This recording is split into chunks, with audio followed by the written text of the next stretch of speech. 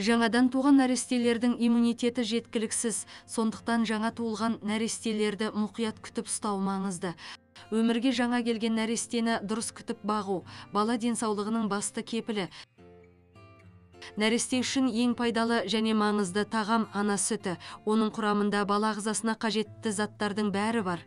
Сондықтан емшек сүті сәбидің дұрыс өсуін қамтамасыз етеді және оны жұқпалы аурулардан қорғайды. Ана сүті баланың дұрыс өсіп жетілуіне көмектесетін аса маңызды қоректік зат. Ана мен жаңа туған нәресте перзентханадан келгенге дейін олар үшін ең жарық бөлмені дайындап, бөлмені жуып тазалау қажет. Үйдегі шаң тозаңда сәбиге үлкен қауіп төндіретін микроб көп болады, ал таза ауа балаға оның өкпесінде ауа айналымы дұрыс жүруі үшін қажет. Кіндігі түспей тұрып нәрестені таза сумен шомылдыруға болмайды деген жаңсақ пікір бар. Сәбиді жуындыруға болады. Тек кіндікке қол тигізбестен бұрын қолыңызды жақсылап жуып, таза ұстауымыз қажет. Қайнап суыған суға таза мақтамен кіндікті күн сайын тазартып болған соң, міндетті түрде кіндікті құрғақ ұстау керек. Сәбидің кіндігі 3-7 күннен кейін қарайып өзінен өзі түсіп қалады. Кіндік баудың қалдығы кірленіп кетпеуі және ертерек кебу үшін күніне 2 рет жасыл дәрімен тазартып отыру қажет.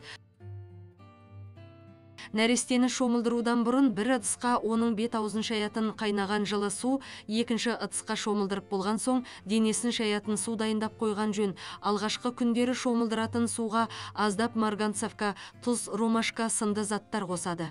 Баланы суда 5-7 минуттан артық ұстауға болмайды. Нәрестенің терісі базданып кетпес үшін мойнына, қолтығына, шатына өсімдік майын жағады. Баланың алғашқы дәреті қара түсті болады. Баланың сүт ему жүйеге түскен соң үлкен дәрет қара түстен қошқыл жасылға, сосын анасының жеген тамағына байланысты сарғыш не қоңыр түске өзгереді. Үлкен дәреттің жиілігі де әр түрлі болады. Кейбір нәрестелер емген сайын жаялығын бүлдірсе, басқалары 2-3 күнде бір рет бүлдіреді. Мұндай айырмашылық нәрестенің ас қорыту жүйесінің өзіндік ерекшеліктеріне байланысты. Көптеген нәрестелер іштері кеуіп жылайды. Мұның бір себебі нәрестенің ас қорыту жүйесінің даму ерекшелігінде. Басқа да себептері мыналар болуы мүмкін. Ананың жеген тамағының әсері немесе құшырлана емгенде нәрестенің асқазанына ауаның көп өтіп кетуі. Сәбидің киімін жууда шектен тыс кірпи аз болудың қажеті жоқ.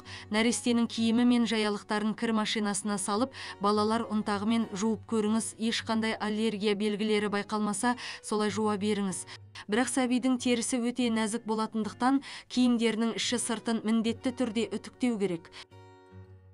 Сәби неге жылайды? Бала аштықтан ғана емес, асты суланса, немесе қатты құндақталып, денесіне жаялық батса, іші ауырса жылауы мүмкін. Сәбидің ішін жылы ұстау керек. Тіпті анда-санда құйрық маймен майлап қойғанда дұрыс.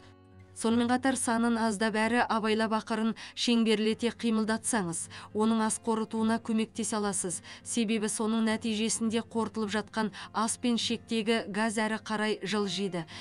Бір сөзбен айтқанда, баланы жылаған сайын емізің немесе әлделеп жұбатудың қажеті жоқ. Ең алдымен оның себебін анықтап, мазасын кетірмеу жағын ойластырған жөн.